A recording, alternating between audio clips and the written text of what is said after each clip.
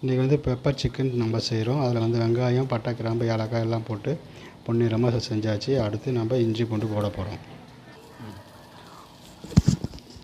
1 கிலோவுக்கு 2 table spoon இஞ்சி பூண்டு பேஸ்ட்டு நம்ம போடுறோம். இப்போ அதை போட்டு அது நல்லா வணங்குற அளவுக்கு வணக்கிட்டு அதுக்கப்புறம் தக்காளி போடணும். அடுத்து தக்காளி, புதினா, கொத்தமல்லி இப்போ நம்ம போட்டு நல்லா வணக்கிக்க போகிறோம்.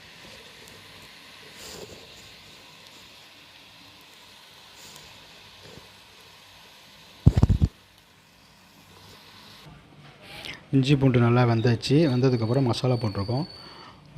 கொத்தமல்லி தூள் வந்து 3 டீஸ்பூனு, கரம் மசாலா வந்து 2 டீஸ்பூனு, மஞ்சள் தூள் வந்து அரை டீஸ்பூனு. இப்போ இதில் வந்து நம்ம வந்து மிளகுத்தூள் போட மாட்டோம், மிளகாய்த்தூள் போட மாட்டோம். ஏன்னா மிளகுத்தூள் போடுறதுனால ஏற்கனவே பச்சை மிளகா வந்து 3 போட்டிருக்கோம். இது வந்து வணங்கி எண்ணெய் பிரிகிற அளவுக்கு வணங்கினதுக்கப்புறம் நம்ம வந்து கறியை போட்டு அதுக்கப்புறம் வேக வைக்கணும். மசாலா பார்த்திங்கன்னா இப்போ நல்லா வணங்கிருச்சு. இப்போ நம்ம வந்து அடுத்து சிக்கனை போட்டு வேக வைக்க போகிறோம். அதில் இது கொஞ்சம் வெந்ததுக்கப்புறம் தான் நம்ம வந்து மிளகுத்தூள் போட போகிறோம். ஆரம்பத்தில் மிளகுத்தூள் போட்டு அந்த மசாலாவோட வணக்கினீங்கன்னா ஒரு மாதிரி கசப்பு வந்துடும். அதனால் ஆரம்பத்தில் போடக்கூடாது. இந்த மாதிரி லோ ஃப்ளேமில் நம்ம வேக வச்சோம்னா உங்களுக்கு பார்த்திங்கன்னா இந்த மாதிரி தண்ணி வரும். தண்ணி வந்து கிரேவி வரும். உங்களுக்கு கிரேவி லெவல் வர வரைக்கும் வேக வைக்கணும்.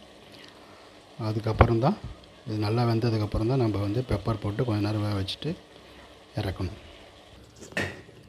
இப்போ வந்து பெப்பர் போட்டாச்சு. நான் 2 டீஸ்பூன் போட்டிருக்கேன். உங்களுக்கு இது உங்களுக்கு தேவைப்படுனா இன்னும் அதிகம் கூட நீங்கள் போட்டுக்கலாம். இப்போ கிரேவி லெவல் லேசாக கிரேவி தான் இருக்கும். இந்த கிரேவி ஃபுல்லாக வராது. இதை கிண்டிட்டு ஒரு 2 நிமிஷம் வேக வச்சுட்டு நம்ம இறக்கிற வேண்டியது தான்.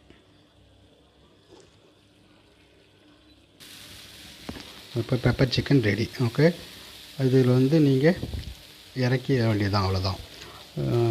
இது வந்து ஷேர் பண்ணுங்கள். ஏன்னா பலருக்கு வந்து இது பயனுள்ளதாக இருக்கும். பெப்பர் சிக்கன் செய்கிறது எளிய முறையில்.